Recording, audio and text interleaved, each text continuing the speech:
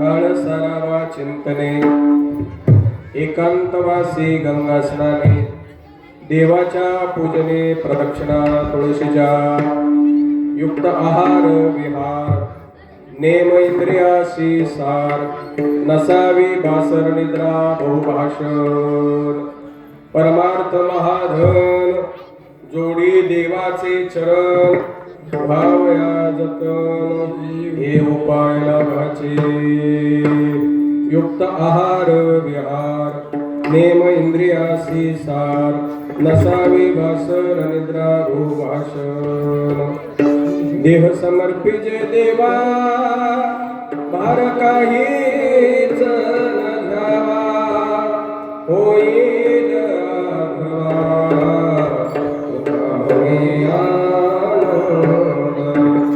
युक्त आहार विहार नेम इंद्रियासी सार नसावी भासर निद्रा बहुभाषण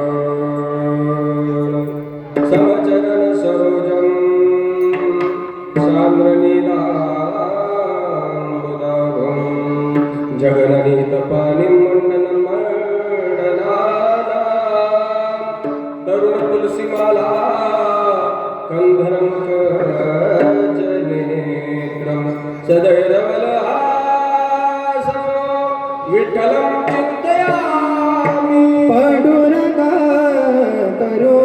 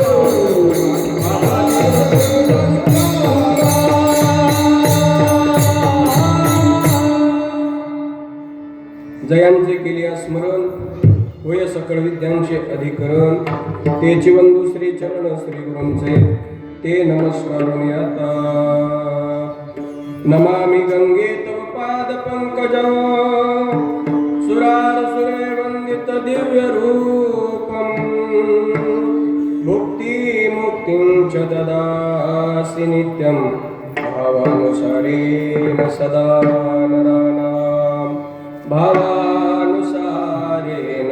सदा नराणां वाचे मनता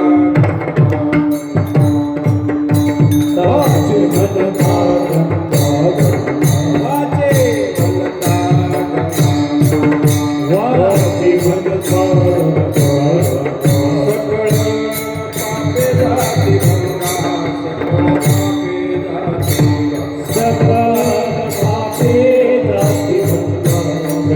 पापे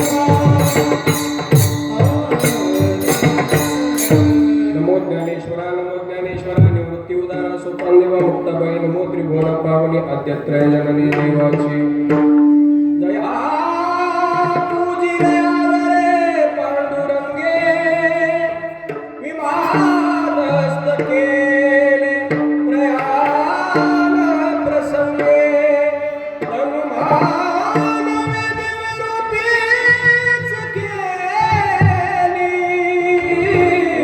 न त्यागी दिव्य लोकासी नेली धन्य तुकोबा समर्थ जेने केला पुरुषार्थ बंधू रंगभूमिका कीर्तने उभे होत लोका टाळ मृदंग श्रोते देखा तया माझा नमन दंडवत ऐसे नमन करुणी सकळा हरी कथा बोलवी बोबड्या बोला अज्ञाना म्हणून आपल्या बाळा चालवी सकळा ना पावने विठ्ठल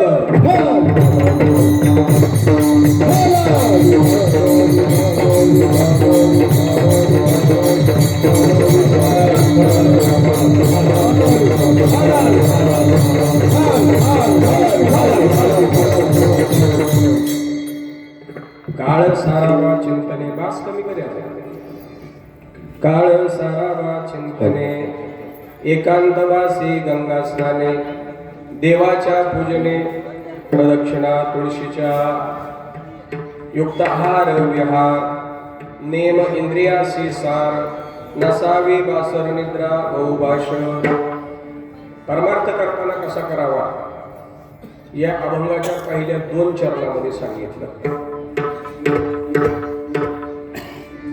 काळ कुणाच्या ताब्यात नाही सगळे काळाच्या ताब्यात आहे पण तो व्यतीत होताना कसा व्हावा सगळ्यात पहिलं ते दिग्दर्शन केलं कारण काळ साधता आला तर सगळं साधता येईल म्हणून अभंगाची सुरुवात त्याने काळ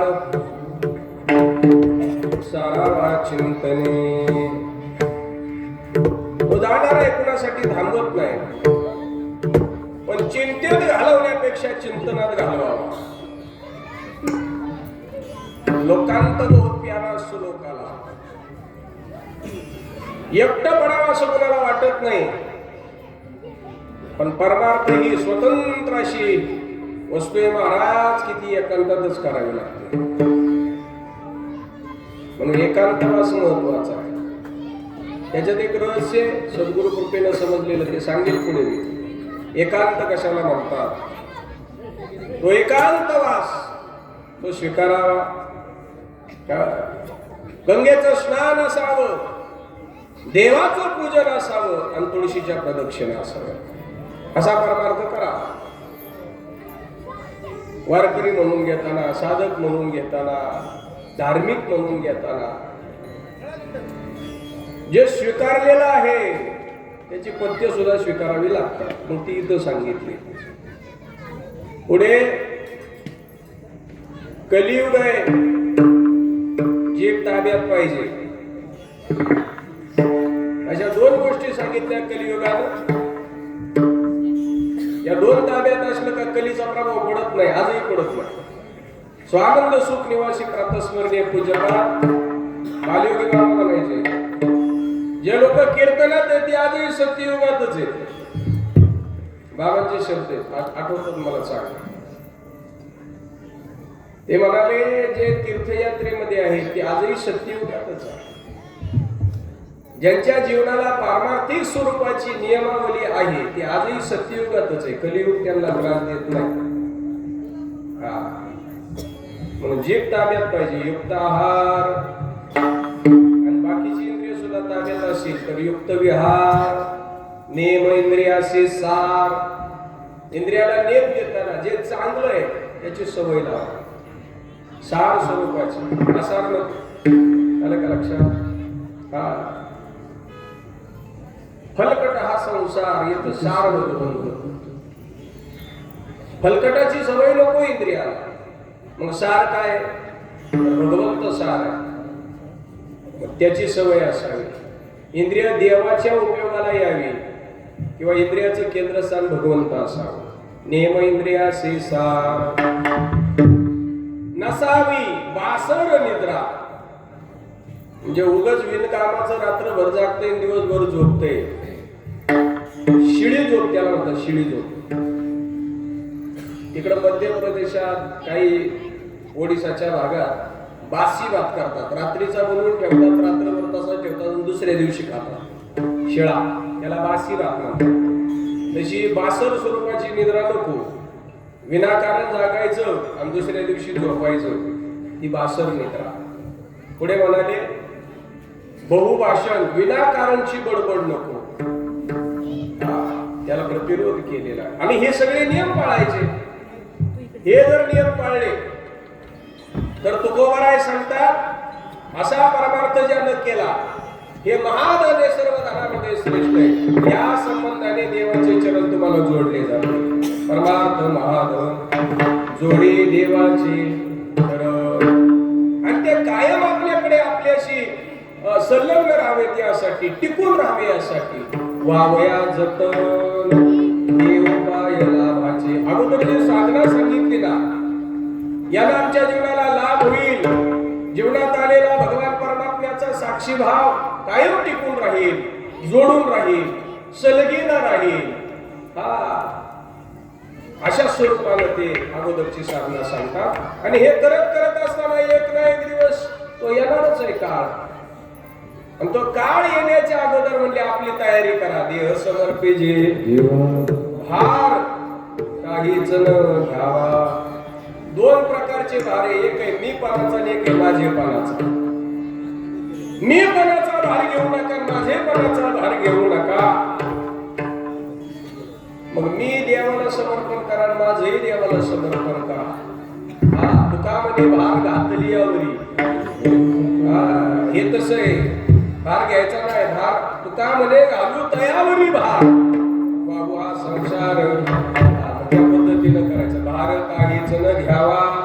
आणि एवढी सगळी ती कर्तव्यता जीवनाची झाली का मग शिल्लक काय राहील. होईल आगवा तुका म्हणे आनंद आहार विहार नेम इंद्रियासी सार नसावी वासर निद्रा बहुभाषण. विठ्ठल विठ्ठल विठ्ठल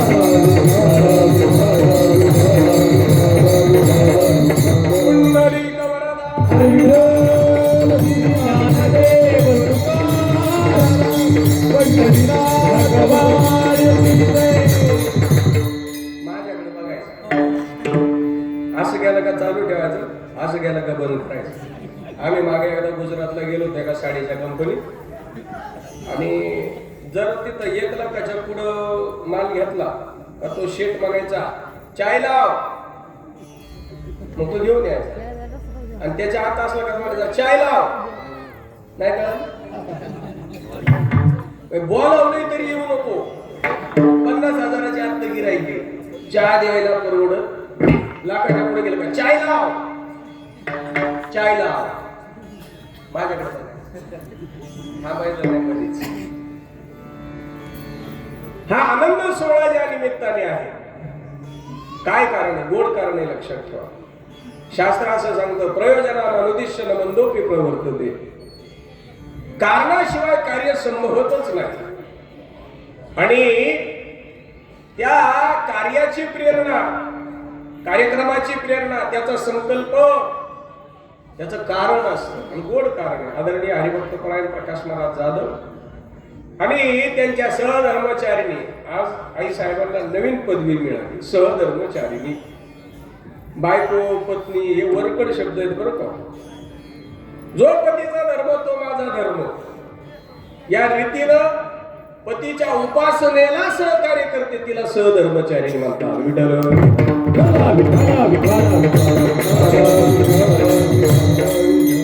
राजश्री ताई प्रकाशजी महाराज जाधव सपत्नीक नर्मदा मैयाचं दर्शन करून आलेली आहेत, प्रदक्षिणा झालेली आहे. आणि ती परिक्रमा करत असताना सतत अंतःकरणामध्ये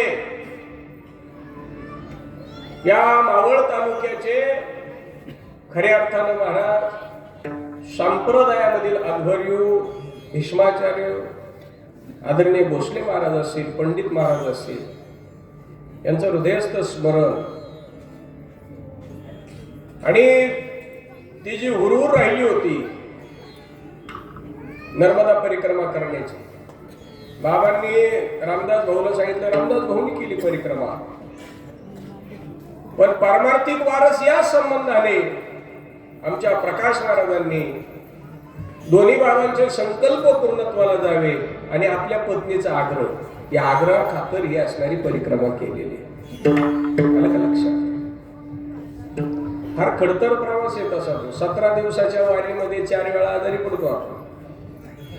सोपं नाही महाराज, लक्षात ठेवा. पण मैया तिला वाहिलेला संकल्प त्या ठिकाणी पुरा करून घेत असते. स्वतः करता परिक्रमा करणारे बहुत लोक आहेत, पण वडिलांकरता परिक्रमा करणारे, सद्गुरू करता परिक्रमा करणारे फार थोडेसे आहेत. लक्षात ठेवा, थोडेसे. हा, आणि म्हणून हे अतिशय सुंदर असणार उपासनेचं बळ, उपासनेची ताकद पुढे महाराजांच्या आयुष्यामध्ये सद्विचार रूपी आणि त्यांच्या सोबत राहणारे. लक्षात ठेवा, कारण प्रवास, तीर्थयात्रा अनुभव देते महाराज. हा, तीर्थयात्री सुखी जाऊ वाचे विठ्ठलना, संता संगे सेवो वासुदेव धनिवरी. किंवा पायी तीर्थयात्रा मुखी राम नाम, हाची माझा नेम सिद्धीने येई. अशा स्वरूपानं ते लाभदायक ठरत असतं. लक्षात ठेवा, छान अनुभव तीर्थयात्रेचे असतात. तीर्थयात्रेनं आपल्या आध्यात्मिक ऊर्जेला उजाळा मिळतो, उजाळा, दिव्यता प्राप्त होते, आणि म्हणून ते करायचं असतं. अशा स्वरूपाचं एक भावदर्शन ज्यांच्या निमित्तानं आणि ती परिक्रमा पूर्ण करून आले सर्व परिवार, संप्रदायातील मित्र परिवार एकत्रितरित्या अगदी त्यांचं छान स्वागत केलेलं आहे महाराज. मी त्यांना एक वस्तू आणायला सांगितली होती. मी थोडा स्वार्थी माणूस आहे यामध्ये. त्यांना म्हणलं, बाबा कधी व्हिडिओ कॉल लावायचं, कधी फोनवर बोलायचं. तुम्हाला सांगू का, आपली कोणती माणसं कुठल्या तीर्थयात्रेला गेलं ना, हटकून फोन लावा का, त्या निमित्तानं आपण तिथं पोहोचतो.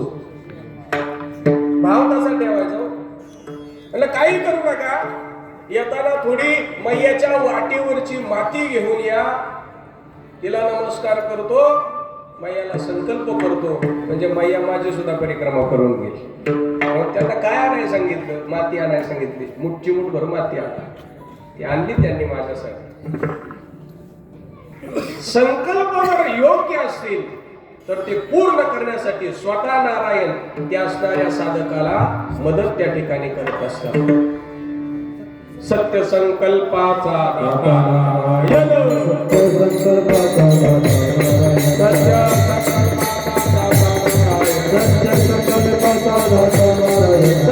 करी पूर्ण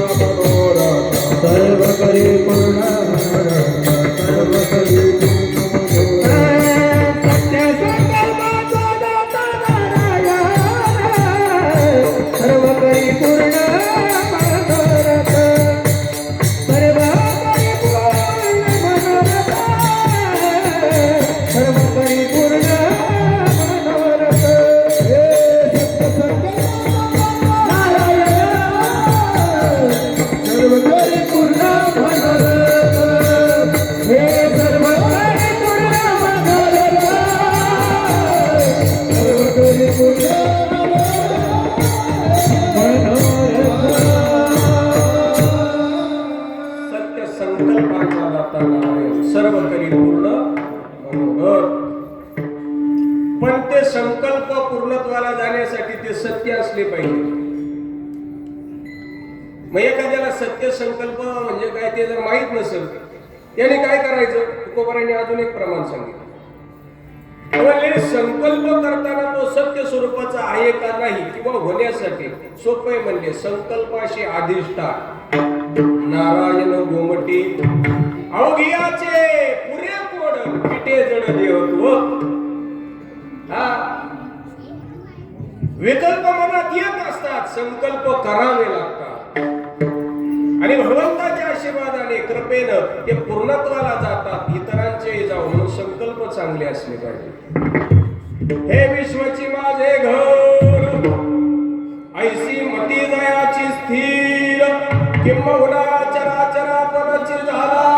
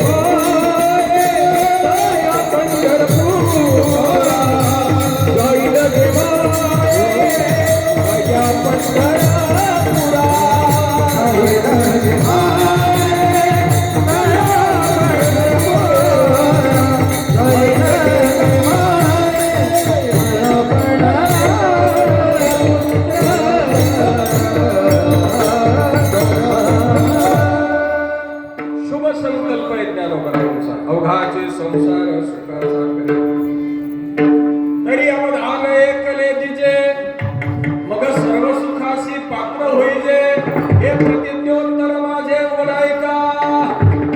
असे संकल्प आहेत लक्षात ठेवा. आणि त्या संकल्पाच्या भूमिकेनुसार अत्यंत उत्तम अशी दशा उत्तम अशी अवस्था साधकाला प्राप्त होत असते. काहीतरी चांगलं करण्यासाठी पहिला सद्विचार अंतःकरणात यावा लागतो. कार्याची प्रेरणा विचारातून निर्माण होत असते. म्हणून विचाराची बळकटी सद्बुद्धीचा साक्षीभाव असणं गरजेचं. ज्ञानोबा त्यावर सुद्धा बोलले. अगाधी पकलिका दापुटी परी बहु तेजा ते प्रगटी तैसी सद्बुद्धी तिथे थेकुटी म्हणू नये. चांगला विचार मनात आला का तो असा गोळत बसला पाहिजे. चॉकलेटची गोळी खाताना चघळतो आणि तापाची गोळी गिळतो. वाईट विचार आले का चघळत नाही बसायचं. टाकून तरी द्यायचे ना तर गिळायचे तरी त्यांना ठेवायचं नाही. जसं चॉकलेट लेमनची गोळी पेपरमिंटची गोळी जुन्या काळातली चघळतो ना तसा तो गोळत राहायला पाहिजे सद्विचार. याला बऱ्याच दृष्टांत दिला. छोटीशी पंक्ती आहे पण खोलीवर अंधार दूर करते ती. तशी सद्बुद्धी तिला लहान समजू नका, त्याला धारण करायला शिका. सद्विचार फार महत्वाचे महाराज. आणि सद्विचार देण्यासाठी देणाऱ्याच्या जीवनामध्ये सद्वर्तन असणं गरजेचं आहे. सद्विचार कोणाचे? ज्याचं सद्वर्तन. आणि सद्वर्तन जो करतो, सद्विचार जो देतो त्याला संप्रदायामध्ये वारकरी परंपरेमध्ये ग्रंथगाथ्यामध्ये सज्जन अशी उपाधी दिली. सद्विचार आणि सद्वर्तन फार महत्वाचं आहे. नाही तर बोलणं एक वागणं दुसरं असेल तर त्याचा परिणाम होत नाही बरं. आणि मी कधी कधी एकटा चिंतन करत असतो ना त्यावेळेस मला असा प्रश्न पडतो, तुकोबाई परभणीला का कीर्तनाला गेले नसतील, बीडला का गेले नसतील, का गेले नसतील का? तर त्याचं कारण असं लक्षात येतं, जे आपली कर्मभूमी आहे त्या कर्मभूमीमध्ये आपल्या जीवनाचा इतिवृत्तांत सगळ्यांना माहीत आहे. माणूस जसा बोलतो तो तसा आहे म्हणून परिणाम होतो. आणि ज्याच्याबद्दल आपल्याला काही ग्रहाक्षर ज्ञात नाही त्याची किती चिंतन ऐकली तरी जीवनावर परिणाम होत नाही. म्हणून सद्विचार. कारण आचरण शब्दातून चरण, चरण म्हणजे पाय, पाय म्हणजे पाया, पाया ज्ञानाचा आचरणाने सिद्ध होतो. बोले तैसा चाले त्याची वंदने पाहुणे, वंदने पाहुणे, त्याची वंदने पाहुणे. बोले तैसा चाले त्याची वंदने पाहुणे, वंदने पाहुणे, त्याची वंदने पाहुणे. बोले तैसा चाले, बोले तैसा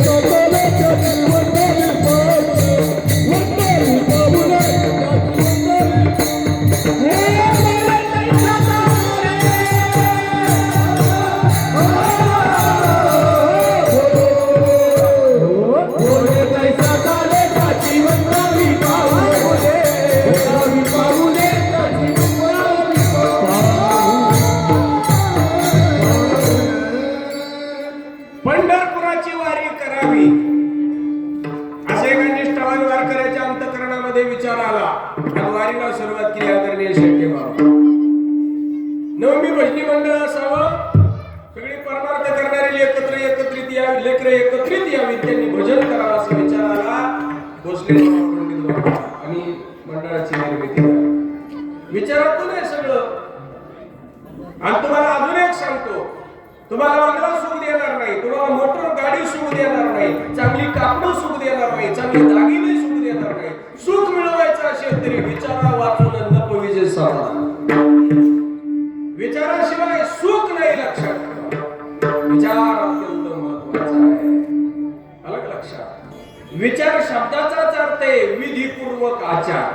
त्यातला जो 4 शब्द आहे त्याचा अन्वय असा करायचा आचार म्हणजे जगणं, वागणं, बोलणं. आणि पहिला वि याचा अर्थ आहे विधीपूर्वक.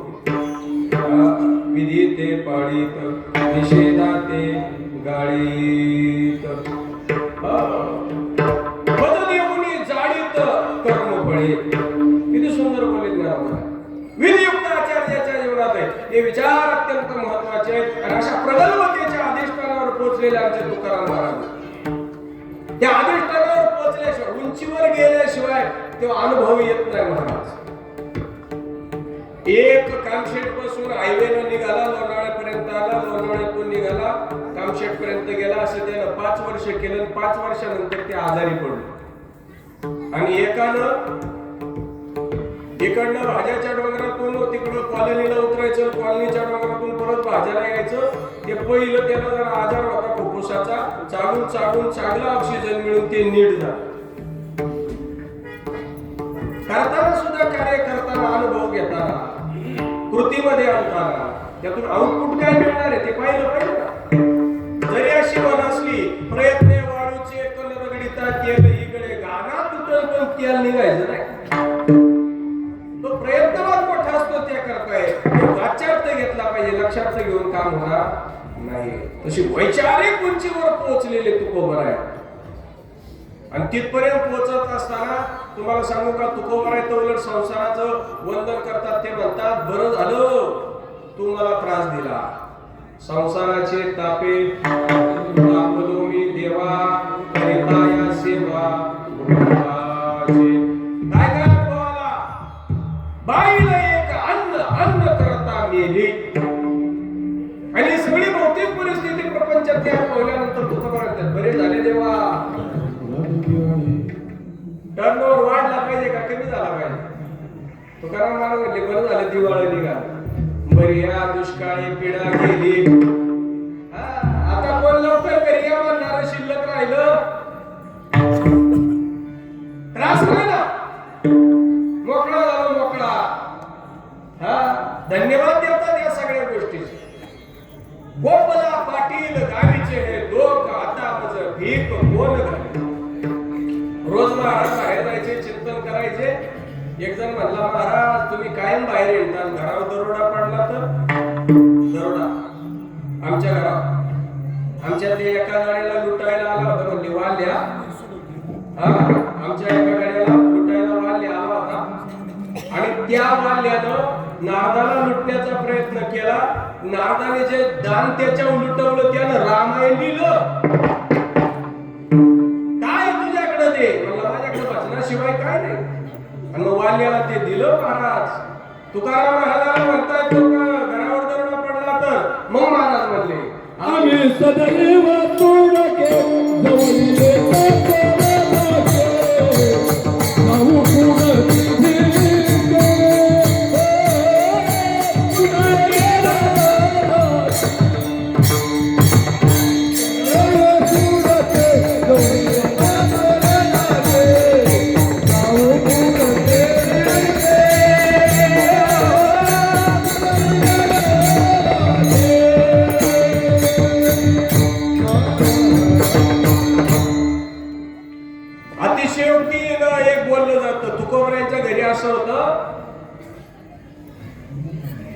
चुलीवरती हरळी,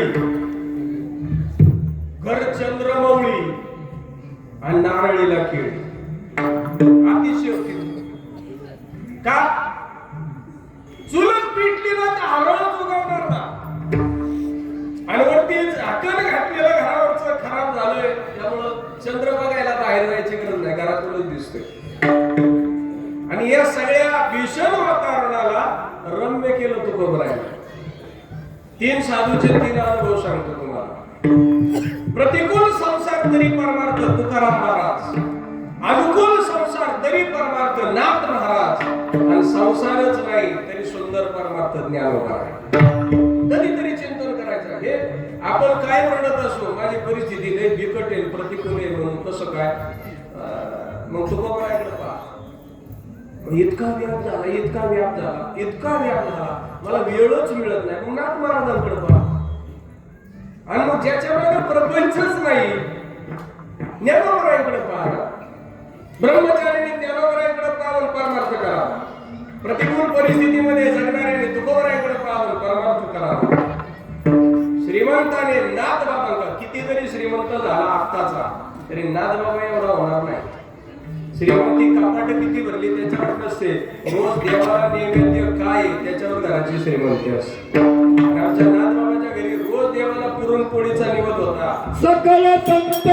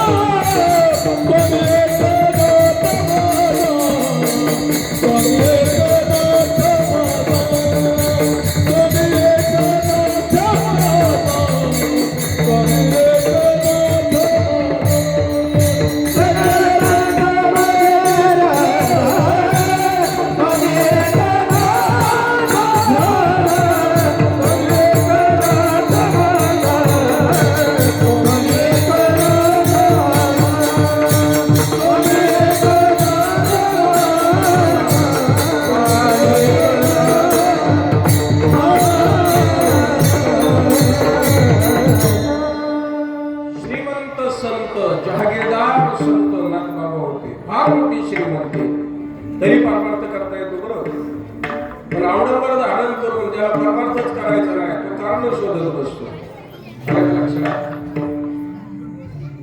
म्हणजे 3 भौतिक परिस्थितीमध्ये वैचारिक उच्चतम अवस्थेला गेलेले संत आहेत.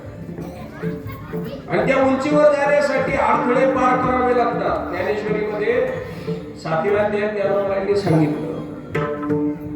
ज्ञानोबराय सांगतात, पठारावरची थंड हवा मिळवण्यासाठी आपल्याला जर पठारावर जायचं असेल तर पहिली झाडी लागते, असे चढ लागतो, ती चढून वर जावं लागतं, तेव्हा पठाराची वारा मिळते. साधना करत असताना सद्वासनेच्या पठारावर जाण्यासाठी अशी संकल्पना केली ज्ञानोबराय. चुकवण्या पाडी सद्वासनेची, सद्वासनेला साधकाच्या जीवनात अनन्य साधारण महत्व आहे. सद्वासना म्हणजे पठार उंच डोंगरावरचं. मग जायचं कसं, त्याच्या नियमावली सांगितली. जेतो विषयाची मोठी झाडी, माझे काम क्रोधाची साखळी, चुकावणी आला पाडी सद्वासनेच्या, मग साधू संगे सोबटा. बुधू सत्कर्माची आवाटा, अप्रवृत्तीचा आवाटा डावलोनी, हे वैभव प्राप्त होतं महाराज. त्या अवस्थेला गेलेले तुकाराम महाराज आहे. आणि सद्वासनेच्या पारावर गेल्यावर काय आला, शीतळ शांती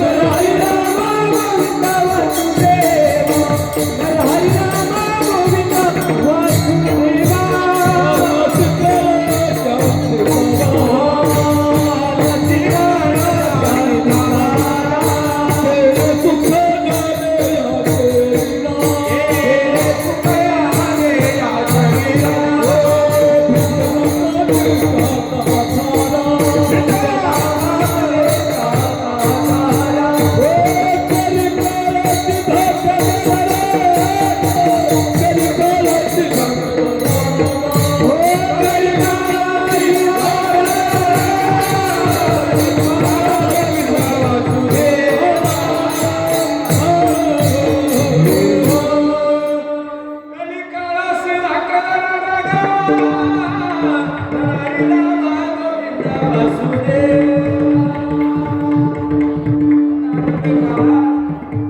पण कधी आधी पूर्वत आहे. इथं सपाटीला चालणाऱ्याची दमछाक होईल का? डोंगरिया घ्यायच्या त्याला दमछाक होणार. पण ती दमछाक स्वीकारली. सावज बसलेली आहेत त्या झाडीमध्ये कामरूपी क्रोधरूपी. त्यांना डावलून ओलांडून मग पुढा. मग महाराज काय सांगायचं? आला शीतळ शांतीचा वारा, येणे सुख झाले या शरीरा, फिटला पातकांचा थाप, आणि कळिकाशी धाक लागा. वाऱ्यावर बरंच बोलले. हा हा हा हा अहंकाराचा न लागो माझ्या विष्णुदासा. वारा हे बोट माळाला लावून द्यायचं नाही बरं जप करताना. का? कारण हे वाऱ्याचं बोट आहे. हा, हे अग्नीचं आहे, हे वाऱ्याचं आहे, हे आकाशाचं आहे, हे पृथ्वीचं आहे आणि हे पाण्याचं आहे. 5 बोटामध्ये 5 तत्व आहे. अग्नी, वायू, आकाश, पृथ्वी आणि जल. हे जर माळाला लागलं तर जपलेली माळ वाऱ्यावर जाईल म्हणून लावायचं. दुसरी गोष्ट, हे बोटानं प्रेताला गंध लावायचा असतो. प्रेत पिंडाला गंध लावायचा असतो. कारण प्रेत त्यावेळेला वायुरूप असतं आणि वायूच वायूशी संसर्ग करू शकतो म्हणून हे गोष्ट त्या. आता ते दाव्याचं नाही म्हणून ते तिकडं वळालं तर तिकडं जायचं. पण हे समजून घ्या. तसं परमार्थातला जो वारा आहे तो शीतळ शांतीचा वारा आहे आणि संसारातला वारा आहे तो अहंकाराचा वारा आहे. पण नामदेव महाराज म्हणले अहंकाराचा वारा न लागो राजसा.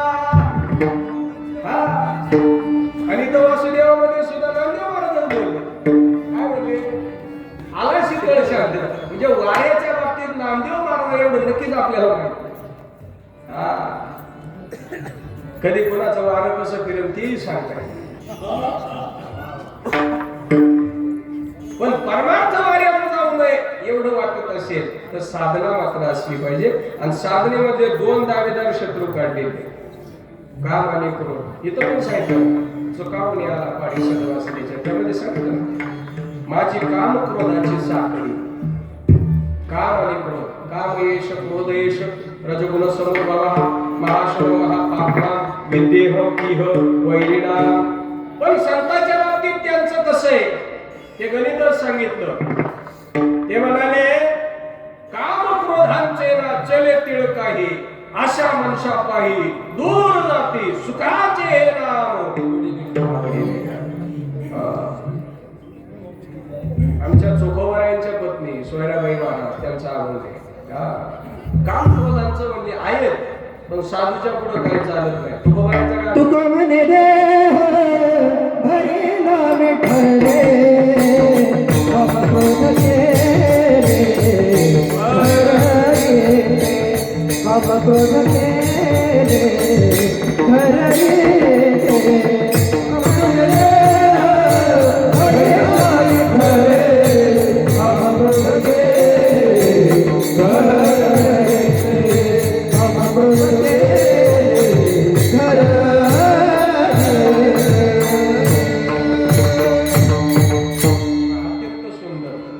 घर कामक्रोध केले.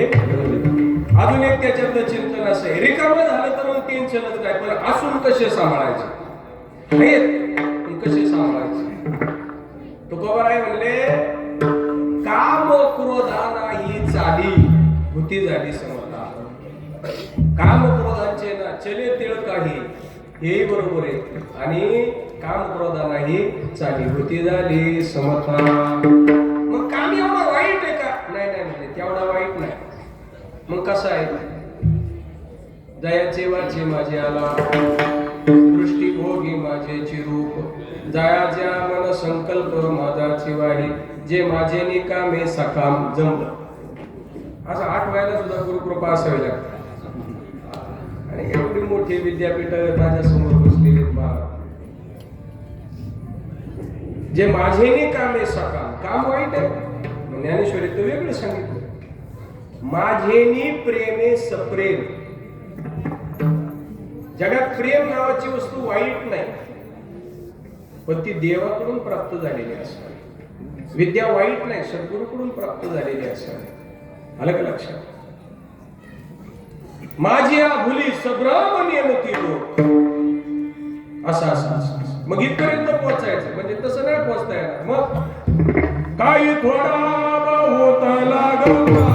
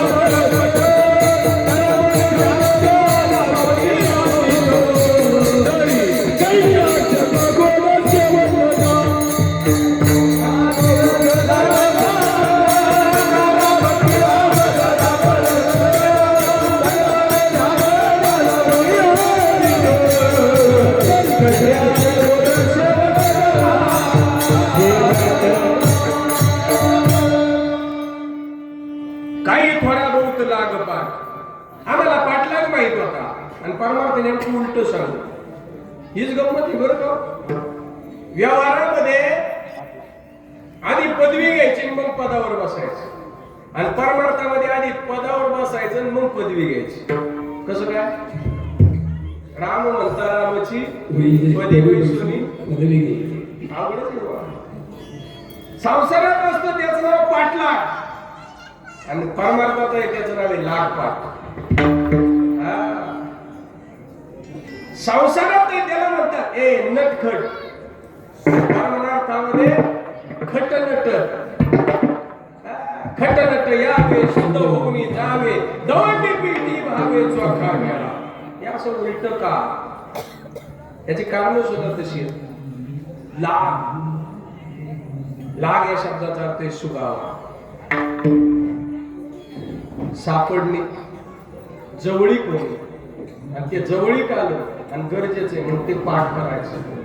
म्हणजे काय करायचं? सातत्य पूर्ण ठेवायचं. काही थोडा बहुत लागपाठ. आता या लागपाठ शब्दाचा अर्थ काय निघतो? मग नित्यने. हा,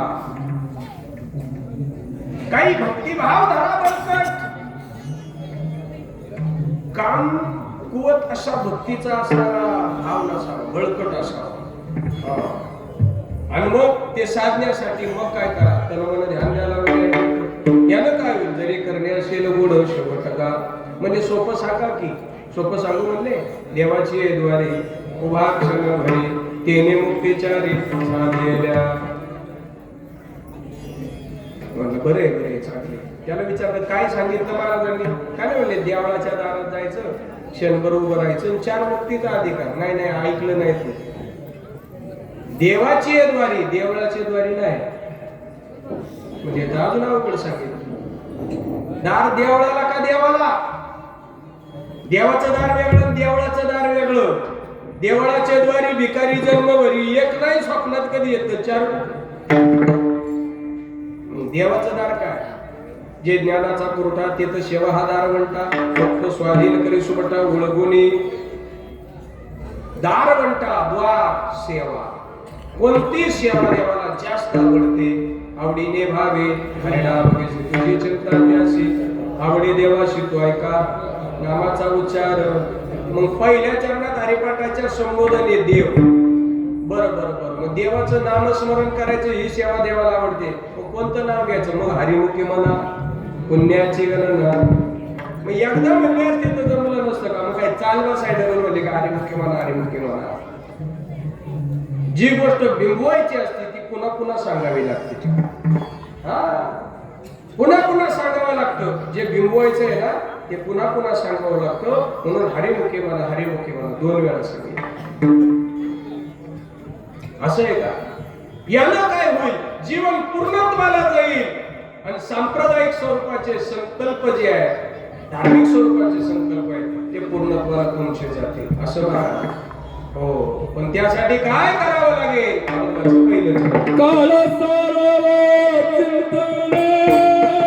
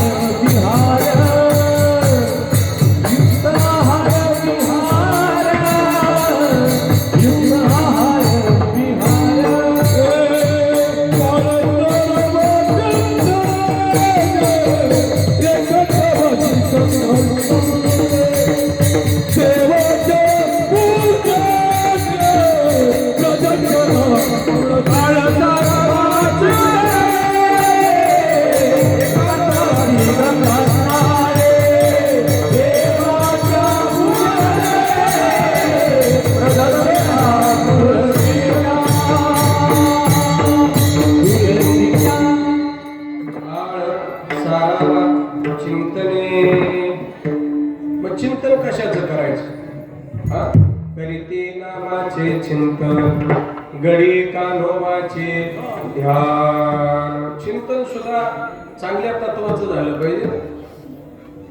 त्या चिंतनामध्ये अशी ताकद असली पाहिजे की आमचं हित होईल. महाराज लक्षात ठेवा, असं चिंतन करा.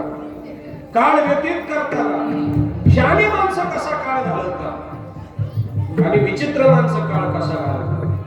काव्य शास्त्र विनोदे कालो गच्छति धीमता व्यसनेन च मूर्खानां निद्रये कलहेन वा. सुभाषितकार म्हटले, शहाणी माणसं काळ कसा घालवतात. काव्य शास्त्र आणि विनोद, चांगली चांगली काव्य रचना असेल, गोड असेल, ऐकतात. शास्त्र शास्त्रार्थ करतात. कृष्ण विष्णू हरी गोविंद या नावाचे निकट प्रबंध, माझी आत्मचर्चा विशद उदंड गाती. अशा पद्धतीनं शहाणी माणसं काळ घालतात. काव्य शास्त्र विनोद, एखादा छान सात्विक असा विनोद सांगायचा आणि अंतःकरण प्रफुल्लित होईल. समोरचा माणूस खळखळून असला ना, त्याच्या रूपानं देवच असत असतो. म्हणून या चांगल्या भूमिकेमध्ये काळ शहाणी माणसं, सज्जन माणसं घालतात. आणि विचित्र माणसं काय करतात? व्यसनामध्ये, निद्रेमध्ये, कलहामध्ये. व्यसनेन च मूर्खानां निद्रये कलहेन वा. कलह करण्यात, भांडण करण्यामध्ये वेळ घालवतात आणि स्वतःचं जीवन बर्बाद करत असतात. काळ घालवावा कसा? तर काळ चिंतनामध्ये घालवावा. अशोक वाटिकेमध्ये सीता आहे, पण शोक संपत नाही. काय कारण आहे? तिथं गेल्यानंतर रडत बसली. मला नवल वाटतं बुवा, ज्या सीतेला हरणाचं मुठभर सोनं पाहिजे होतं, सुवर्णमृग होतं का नाही, त्याचं सगळं सोनं किती आलं असतं मुठभर. मग त्या मुठभर सोन्याकरता पंचवटीमध्ये आणली आणि सोन्याच्या लंकेत गेली. आता का रडली? सोनंच पाहिजे होतं का नाही. मग तिथं नगरी सोन्याची, रडायचं काय कारण आहे. तिथं लंकेत गेल्यावर तिला कळालं माझं सोनं म्हणजे राम आहे. उशिरा कळालं. म्हणून अशोकाचा वृक्ष असा आहे की ती माणूस दग्ध अंतकरणाचा असेल, त्याला दुःख झालेलं असेल, तो शोकमग्न असेल, त्या झाडाखाली बसला का त्याचा आपोआप शोक कमी होतो. झाडाचा गुण आहे लक्षात घ्या. हिवराचं झाड आहे, हिवराचं. त्याच्या खाली बसला का विकल्प येतो डोक्यात. पण ज्ञानेश्वरीने सांगितलं हिवराची दाट सावली जैसे सज्जने वाळी, तैशी पुण्य डावलून गेली आवडतास. चांगलं झाड आहे म्हणजे हिरवीगार दाट सावली, पण त्या झाडाखाली बसलो का विकल्प म्हणा त्याला सज्जन माणूस म्हणतो त्याच्यापासून लांब राहतो. नको म्हणते ते चांगलं नाही, ते टाळलं. लक्षात नको ते काय होईल त्याला. अशोक वृक्षाची ती प्रतिमा आहे, प्रतिभा आहे, परंतु सीतेवरती तो उपकार ठरत नाही. मग सीता रडते, शोक करते, पण चिंतन रामाचं करते. आणि तिने तिचा संकल्प त्रिजटेला सांगितला. त्रिजटे अगं म्हणजे मी रोज रामाचं चिंतन करते आणि मी रामाचं चिंतन करता करता करता करता मी जर राम झाले तर राम मला न्यायला येतील, त्यावेळेला काय करायचं मी. त्रिजटेने सांगितलं काळजी करू नको, तू रामाचं जसं चिंतन करते तसं रामही तुझं चिंतन करतो. ज्या क्षणाला तू रामाचं चिंतन करताना राम होशील, त्याच क्षणाला सीतेचं चिंतन करणारा राम सुद्धा सीता होईल. ही चिंतनाची श्रवण, मनन, निधिध्यासन, आत्मसाक्षात्काराकडे जात असताना या तिन्ही गोष्टीमध्ये श्रेष्ठ जर काय असेल तर ते चिंतन फार महत्वाचं. चिंता दूर करतं ते लक्षात ठेवा. हा आणि चिंतन भगवान परमात्म्याचा साक्षीभाव त्यांच्या काळ कसा व्यतीत करायचा तर चांगल्या पद्धतीनं काळ सारावा चिंतने. पण त्याच्यात अजून एक गंमत अशी आहे, आम्ही काळाला बाजूला सरकतो का काळ आम्हाला बाजूला सरकतो. ज्याच्या ताब्यात काळ आहे तो काळ बाजूला सरकू शकतो, पण जो काळाच्याच ताब्यात आहे तो कसा काय काळ बाजूला सरकेल. पण ही एक बोलण्याची रीत असते ना, अगदी तसं बोलण्यात ना उलटेपणा त्याच्यामुळे. एक जण एसटी मध्ये बसला पुण्यामध्ये आणि डोळा लागला, पंढरपूरचं तिकीट काढलेलं, मध्ये डोळे उघडले आणि त्या असणाऱ्या कंडक्टरला विचारलं, म्हणले साहेब पंढरपूर आलं का. तो म्हणला नाही आलं. बरं बरं. परत झोपला. परत थोड्या वेळाने विचारलं साहेब पंढरपूर आलं का. म्हणलं नाही आलं. पंढरपुरामध्ये एसटी थांबली, सगळे लोक खाली उतरले, याला जाग आली. मला साहेब पंढरपूर आलं का, तुका वेळा आहे का. पुण्यापासून सांगत आलो पंढरपूर नाही आलं, पंढरपूर नाही आलं. म्हणलं हा काय बोलणं दिसतोय, पंढरपूर आलं नाही रे वेड्या, पंढरपूर नाही आलं, आपण पंढरपूरला आलो. आपण काय काळ दूर सारणार, काळ आपल्याला दूर सरकवणार आहे. आपण काळाच्या ताब्यात आहोत. मग हे महाराज असं का म्हणतात, चिंतन जर भगवंताचं असेल तर तुमच्यात ती ताकद येते. म्हणून काळ सारावा चिंतन.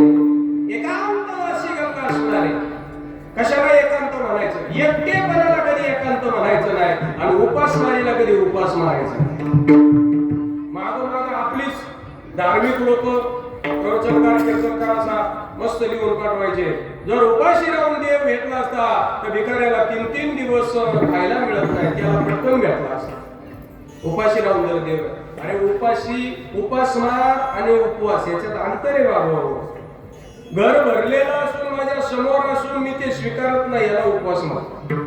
प्रलोभन समोर असताना त्याला त्याग, याचं नाव वैराग्य. मिळत नाही म्हणून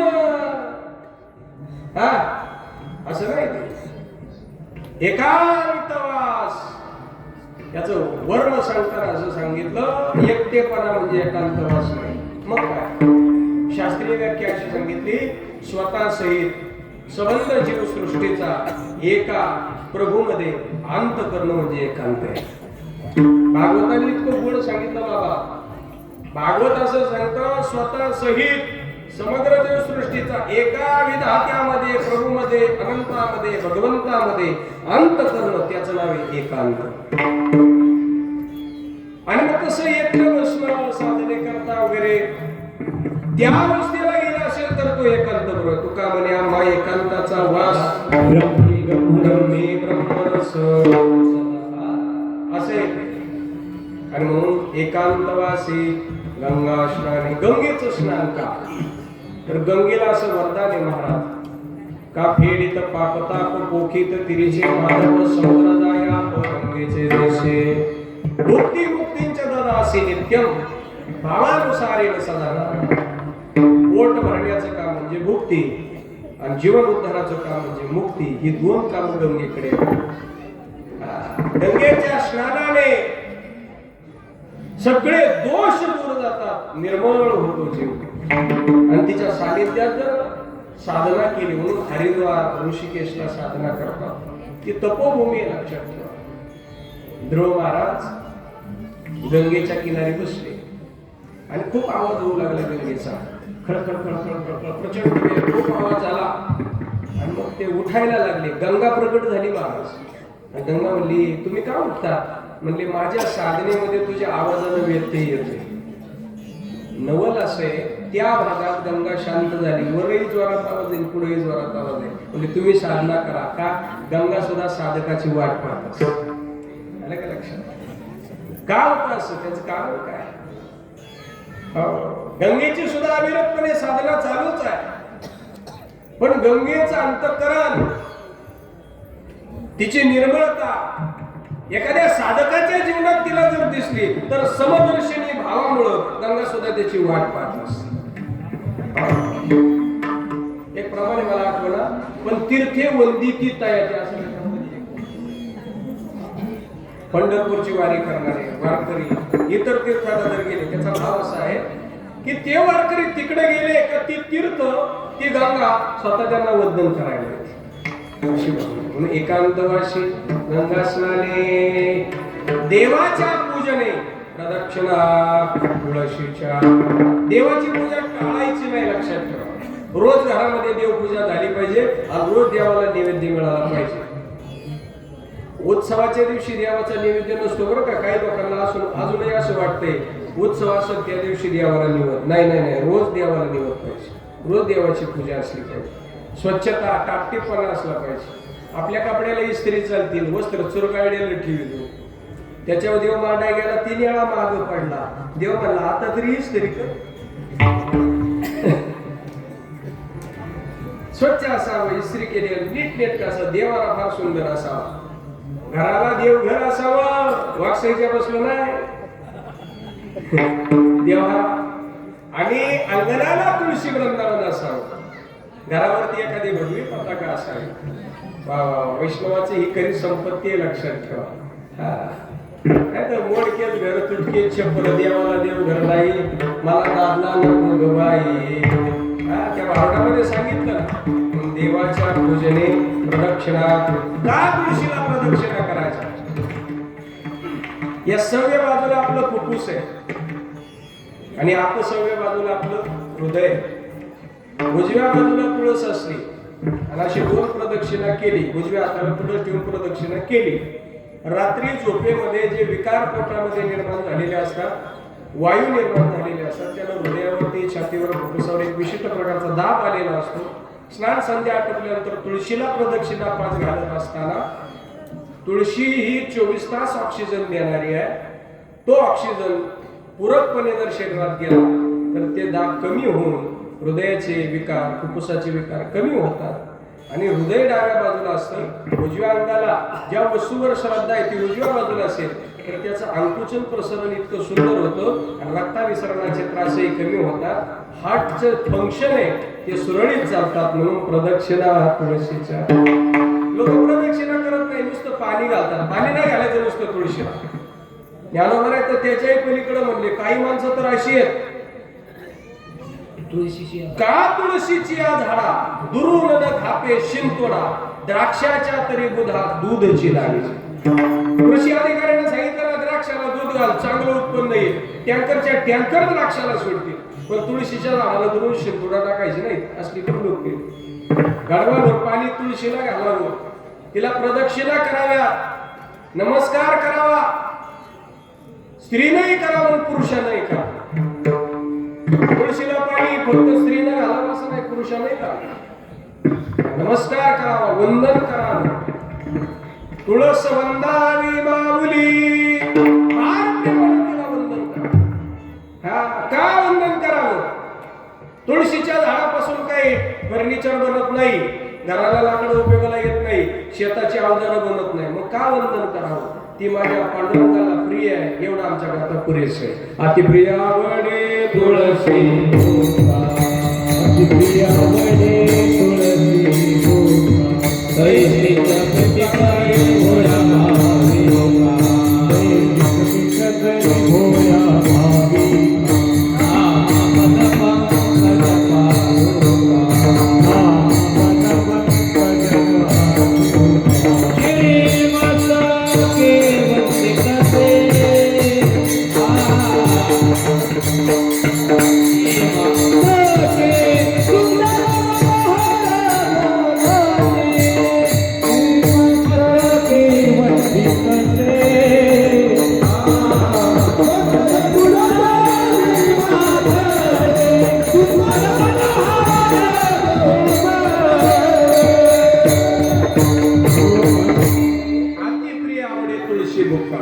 तुळशीचं प्रीत करी भोळ्या भाविका. देवाला तुळस अत्यंत प्रिय आहे आणि तुळशीपासूनच तयार झालेला बुक्का आहे. बुक्का हे भस्मच आहे.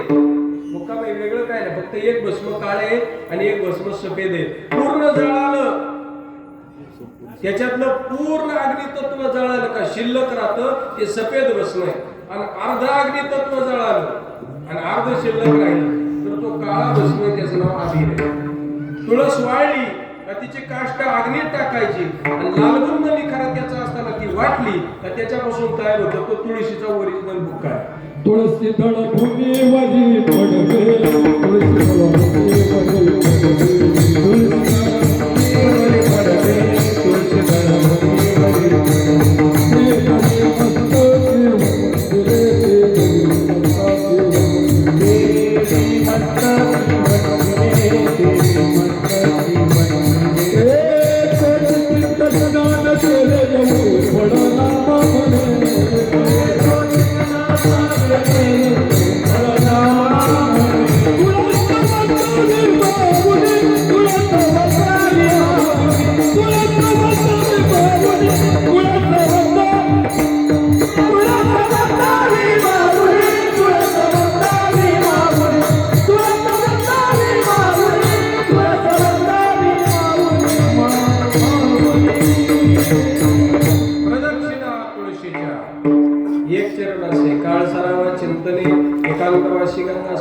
देवाच्या पूजने प्रदक्षिणा तुळशीच्या. एवढं जरी केलं ना तरी खऱ्या अर्थाने तुम्हाला आम्हाला सार प्राप्त होईल. आणि हे करत असताना युक्त आहार विहार नियमिंद्रिय असावी निद्रा बहुभाषण, जास्त बोलू नये, उगाच बोलू नये, विनाकारण बोलू नये, पेटन असं बोलू नये. आपल्यामुळं वाटलं होणार असेल तर पुढे जाऊ नये आणि आपल्या वाचून आणलं असेल तर मागे राहू नये. हे एवढं कळालं तरी चिकार झालं का? असं जीवन आहे. चांगलं बोलावं. साचणी मावळ मी तुले निरसा शब्द जैसे कल्लोळ. कारण माणूस ज्या उंचीवर असतो तिथून जे बोलतो ते परिणामकारक करतो. आंधळ्याचं कारक आंधळे, गरज नव्हती. आणि लक्ष्मणाला सीता म्हणली काय, माझी अभिलाषा धर्माला काय, साधूचा अपमान केला खऱ्या म्हणून फाटा घेऊन गेला. खऱ्या साधूचा अपमान केला का नाही लक्ष्मणाचा म्हणून खोटा. रावण साधू वेश में आया, भूखने मुझको बहुत सताया, भिक्षा दो धर्म का काम, रघुपती राघव राजा राम. खऱ्याचा अपमान झाला म्हणून खोट्यानं बसवलं सीतेला म्हणून बोलताना शब्द फार गरजेचा आहे. फार सुंदर बोलावं. साचने मावळा मी तुले युक्त बोलावं, युक्त बोलावं. आणि जर तसं बोललं नसेल तर अनंत वाचाळ बरळती बरळ त्या काही सदयाळ पावे हरी. मग त्यापेक्षा नाथ बाबा म्हणले हरी बोला हरी बोला हरी बोला हरी बोला हरी बोला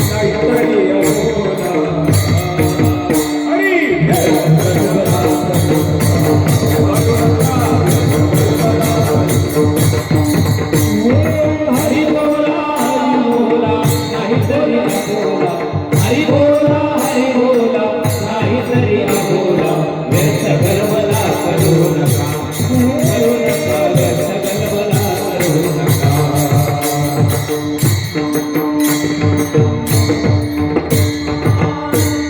बोला विठ्ठल विठ्ठल करा विठ्ठल जीवे भावे बोलावा पहावा करावा विठ्ठल बोल वैसा बोले जेने बोले विठ्ठल बोले युक्त हार विहानी मिंद्रिय संसार नसावी वासर निद्रा बहुभाष आणि हे सगळं केलं मग परमार्थ महाधन जोडी देवाचे चरण संसाराचा स्वभाव लटका आहे आणि परमार्थाचा स्वभाव सत्य आहे मग सत्यत्वाने केलेला परमार्थ देव प्राप्तच करून देतो आणि किती संसार केला तर त्याचा स्वभाव तसा असल्या कारणाने तो तोंड घशीच पाडत असतो लक्षात ठेवा मी नाही सांगत ज्ञानोबरा म्हणजे लटिका व्यवहार सर्व संसार वाया येणं झालं अरे आणि तो बरं आहे म्हणले लटके ते फेडा तुका म्हणे जाय पिढा पिढा जाईल म्हणले पण हे लटक आहे आता लटकं म्हणजे काय माझ्याकडे 2च मिनिटं राहिले सांगतो लगेच थांबतो हाय पण सत्य नाही सत्य नाही पाण्यावरचा बुडबुडा त्याच्यात पाणी आहे का समुद्राला आलेला फेस त्याच्यात पाणी आहे का शेळीच्या गळ्यापाशी सड आहे त्याला दूध आहे का हे जसं आहे ते तसं आहे पण ते त्रास किती देतं 80 वर्षाचा म्हातारी घेऊन झोपली होती म्हातारी त्याला म्हणते काव काय मूल नाही लेकरू नाही काय नाही असेच होते पण 80-90 वर्षाची दोघं असताना म्हातारी म्हणते काव आपल्याला एखादं लेकरू झालं तो म्हणलं होणारच नाही ते म्हणले तरी पण झालं म्हणलं तू तिकडं सर मी इकडं सरतो पोराला मध्ये घेतो तिने आता गप्प बसवत नाही ती म्हणते अजून एखादं झालं म्हातारा म्हणलं तू तिकडं सर तिकडं होती भीत आणि याला इकडं खाटाकडे सारखा गेलं वरून खाली पडलं खोब्यात मोडल्यावर डॉक्टरकडे नेलं डॉक्टर म्हणला बाबा ऑपरेशन झालंय नीट झाले तुम्ही आता बरे व्हाल पण कुणी पाडलं तुम्हाला तर म्हणलं पोरांनी पाडलं डॉक्टर म्हणला कितवीला आहे म्हातारा म्हणला झालंच नाही याला म्हणायचं लट नसलेल्या पोरांनी खूप वाढलं आपल्याला 2-2 आहेत किती अवघड आहे का हे लटक आहे त्याचं संसाराचं लक्षण असेल परमार्थ तसं नाही जोडी देवाची चरण वावया जतन हे सांभाळ करतात हे उपाय लाभाचे आलं का लक्षात योग आणि क्षेम 2 गोष्टी आहेत योग म्हणजे मिळणे आणि क्षेम म्हणजे टिकणे वावया जतन म्हणजे ते टिकलं पण पाहिजे ते टिकण्यासाठी काय हे उपाय लाभाचे आणि हे सगळं झाल्यानंतर एका परम पुरुषार्थ प्राप्त झालेल्या महात्म्यासारखं सगळ्याचा त्याग करायचा अगदी देहासहित देह समर्पित देवा भार काहीच न घ्यावा होईल गवा तुका म्हणे होईल गवा तुका म्हणे होईल गवा तुका म्हणे होईल गवा तुका म्हणे देह समर्पित देवा समर्पित देवा काही जण घ्यावा होईला गवा म्हणे होईला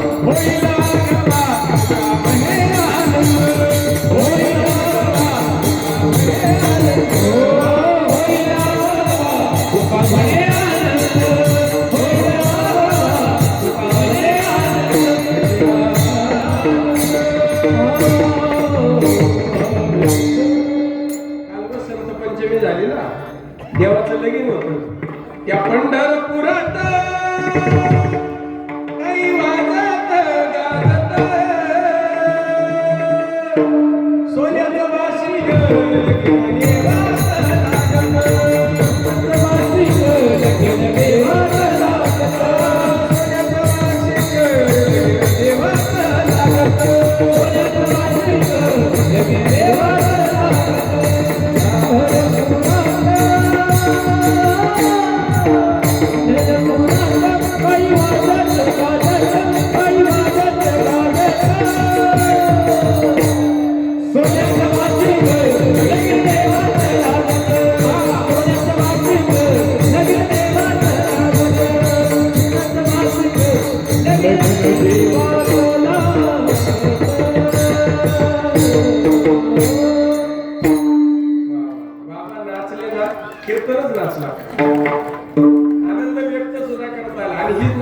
जाण्याची जागा आहे.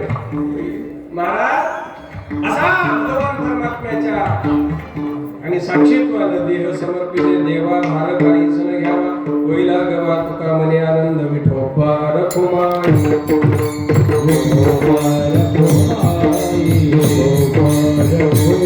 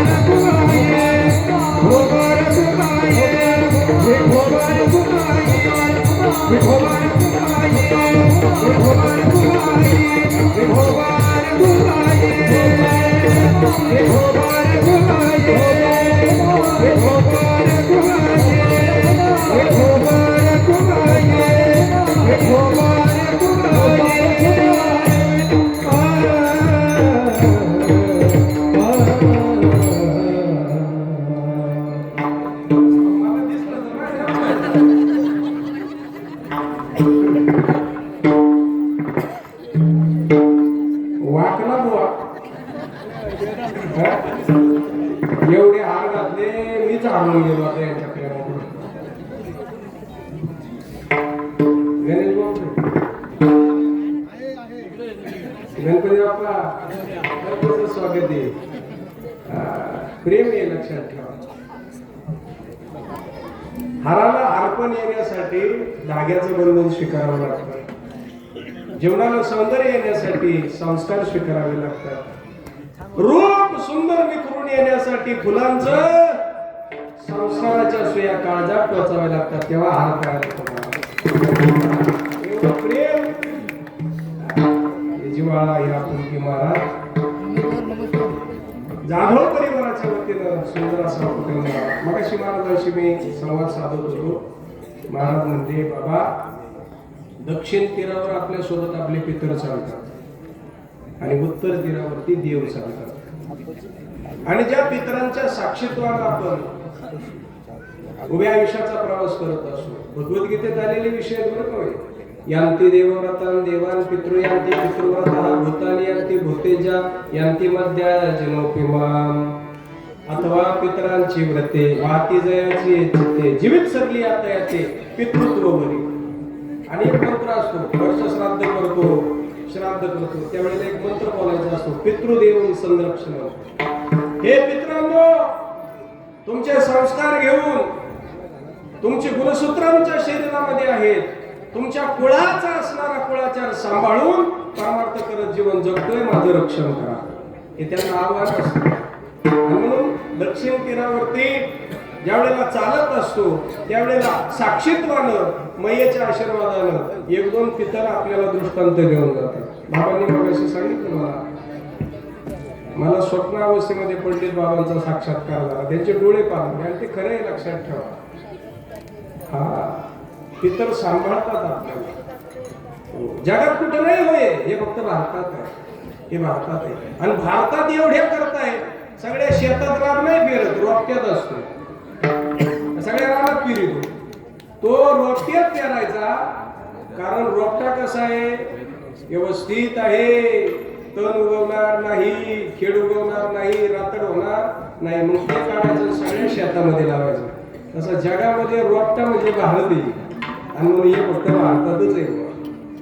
पितरांचा असणार तो दृष्टांत गेला, त्यांचे डोळे पाहण्याच्या. आईने मला सांगितलं, माझ्या पाठीला त्रास चालू झाला, घरचा बोजा एकट्यांनी बाबांनी घेतला, त्यांचे डोळे पाहत. आई तुम्हाला सुद्धा नमस्कार आहे, आमचे बाबा कडक आहेत तसे, जाधव बाबा कडक आहेत. तुम्हाला सांगू का, परमार्थ करताना स्त्री अनुकूल असणं याच्यावर आपल्या परमार्थाचं यश अवलंबून आहे. प्रत्येक पुरुषाच्या यशामागं स्त्रीचा हात असतो, आणि त्या स्त्रीला काही कमी सरस पडलं तर भक्कम पहाडासारखा पुरुष त्याच्या मागे उभा असतो. आणि आपण साक्षी जोडीनं नर्मदा परिक्रमा करणारे दोन जोडपे आपल्या भागात, एक आहे जाधव परिवारातलं आणि एक आहे मोरे परिवारातलं, हर्षदा आणि सत्य. पहिली एकदा केली त्यांनी, आता जोडीनं गेले दोन. तेव्हा तर एवढी लेकरं होती, म्हणजे तुला अक्कल आहे का किंवा नर्मदा ही लहान किती लेकरं आहे. ती म्हणजे ही लहान असताना त्यांना हे कळालं, तर पुढे जाऊन ते सुद्धा हेच करते. त्यांना ते जेवढा विरह अधिक तेवढा संस्कार घट्ट होत असतो. सहज बोलून गेले, महाराज काय महाराज, म्हणून या सगळ्या गोष्टी आहेत. हे जीवनाचं खऱ्या अर्थाने हे यश आहे, लक्षात ठेवा. मागून नाही पाहणार अशी माणसं जे देवाकरता वेळ घालवतील, देव त्यांच्याकरता सुद्धा चांगली वेळ दाखवण्याशिवाय राहणार. ज्ञानेश्वर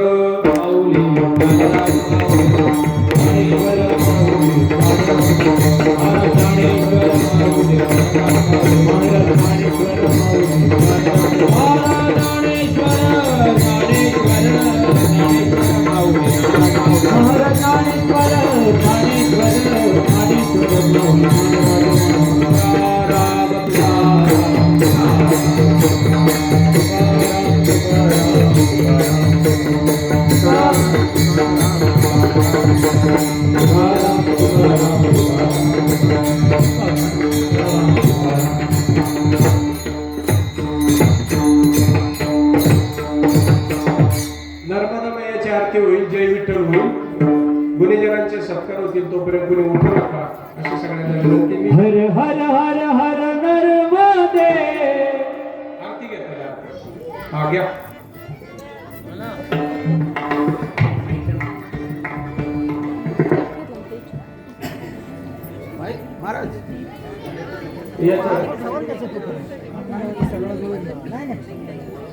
येत आहे ना माईक प्रकाश,